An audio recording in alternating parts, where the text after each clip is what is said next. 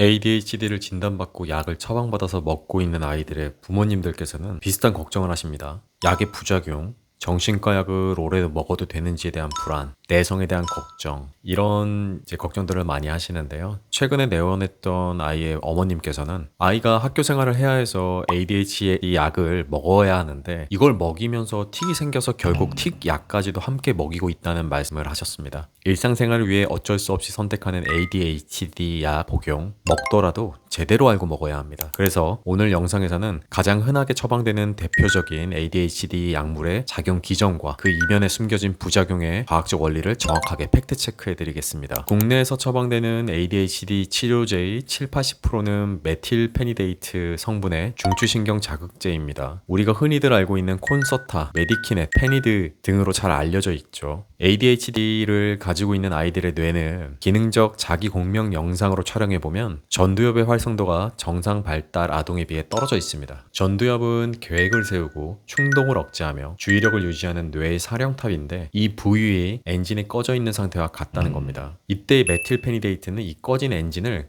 켜는 역할을 하게 됩니다. 즉 부족한 도파민과 노르에피네프린이라는 신경 전달 물질의 뇌 속에서 더 오래 머물도록 통로를 막아주는 역할을 합니다. 약을 먹으면 아이가 차분해지고 집중하는 것처럼 보이는 이유는 뇌가 흥분해서가 아니라 충동을 조절하는 억제 기능이 비로소 제 기능을 하기 때문입니다.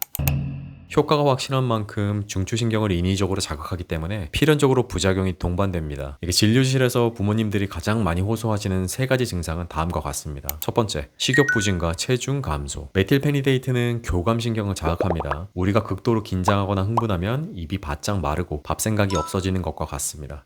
또한 포만감을 느끼게 하는 시상하부의 신경망을 자극하여 음식을 거부하게 만듭니다. 성장기 아이들에게 치명적인 이유는 소아청소년기에는 신체 성장이 폭발적으로 일어나는 시기입니다. 그런데 영양 섭취가 부실해지면 도파민 호르몬은 일시적으로 채워질지 몰라도 뼈와 근육이 자랄 원료가 부족해져서 최종 성장 예측기에 부정적인 영향을 줄 수가 있습니다. 두 번째, 수면장애.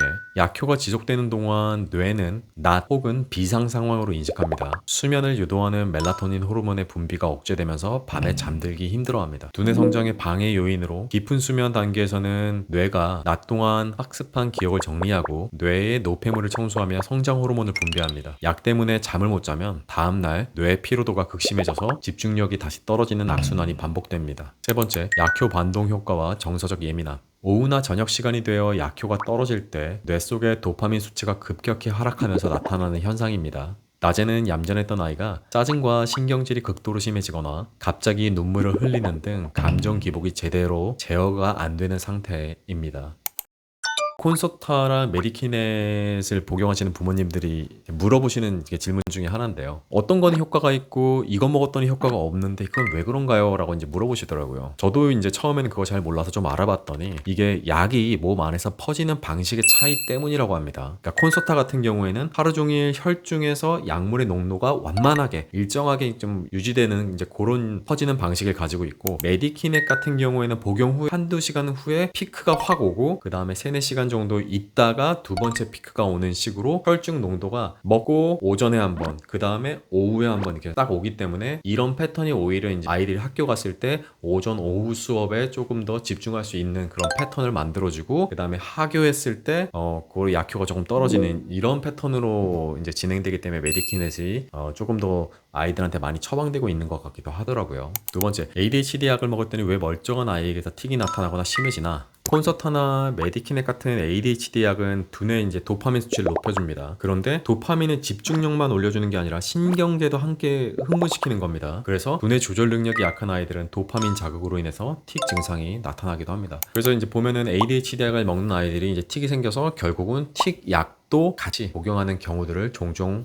봐왔습니다. 정신의학계의 대규모 장기 추적 연구에 따르면 ADHD 약물은 복용 초기에는 행동 교정에 탁월한 효과를 보이지만 3년에서 8년 정도의 장기 복용 시 약물을 먹지 않은 집단과 비교했을 때 어떤 기능적인 핵심 차이가 유의미하게 유지되지 않는다고 그런 보고가 있습니다. 또 내성이 생겨가지고 투여 용량을 계속 늘려야 하는 부담도 존재합니다. 한의학에서는 ADHD 증상을 단순히 뇌 호르몬의 부족으로만 보지는 않습니다. 아이가 주의가 산만하고 충동적인 것은 두뇌와 신체의 균형이 깨져 뇌가 편안하게 깨어있을 수 없는 불안정한 상태에 놓여있기 때문이라고 표현하는데요. 첫 번째는 간양 상황이라는 표현으로 머리에 열이 몰려서 뇌가 가열된 체질을 말합니다. 이런 아이들 같은 경우에는 이제 짜증이 많고 가만히 있지 못하는 과잉 행동의 성향을 보이게 됩니다. 심담 허겁이라고 해서 긴장이나 불안도가 높은 체질이 있습니다. 이런 아이들은 시각이나 청각적 자극에 굉장히 예민하고 쉽게 불안해하는 상태를 가지고 있습니다.